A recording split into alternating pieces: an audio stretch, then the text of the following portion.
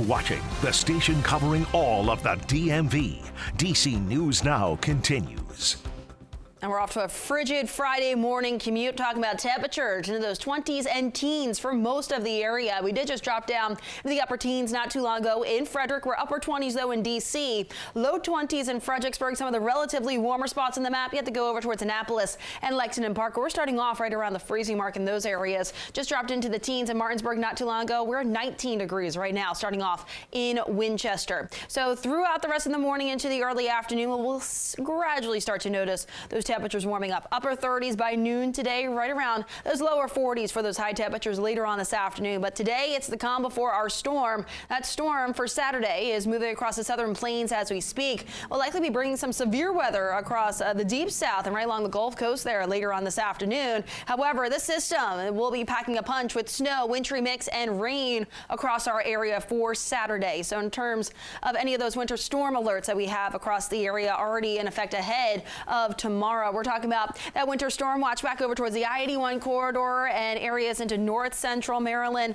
then down towards the south towards Culpeper, southern Fauquier County, as well as Orange and over towards Spotsylvania County. Those are that winter weather advisory, and those are the areas where we could see some ice accumulation associated with freezing rain, as well as that wintry mix too, and that can make for some slick or at least tricky travel for the day tomorrow. Let's get right to the timing though. Could be starting off with some snow back by about 6 a.m. tomorrow morning over towards the mountains region. Then that precipitation does fill in later on tomorrow morning and into the early afternoon. Looking mainly rain across southern Maryland, but across right over towards the I-95 corridor. That's that rain snow line that develops by noon tomorrow. Wintry mix just to the west of there, and then we're looking mainly snow back over towards the mountains and the I-81 corridor. Then as we look ahead towards the middle to the latter half of the afternoon, we start to notice that warmer air winning out. That wintry mix then retreats farther over towards the I-81 corridor. Still snow back over towards most of the eastern panhandle and western Maryland. Then the precipitation really starts to wind down. So we head towards later on tomorrow night,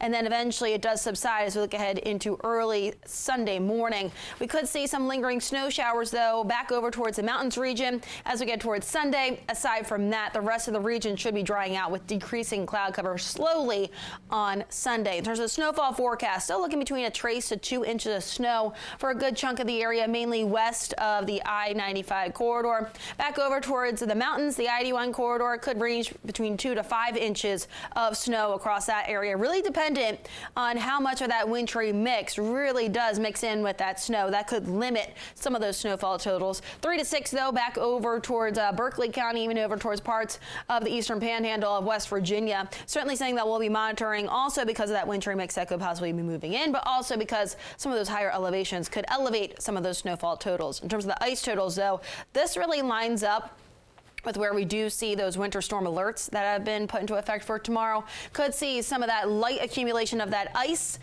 Again, it's relatively light, but still enough to make it slick out there. So that'll be something that we'll keep a close eye on alongside that ice accumulation on any of those power lines too. Something to keep in mind. You may need to make sure that you do have any of those flashlights ready or candles ready in case power outages are an issue for tomorrow.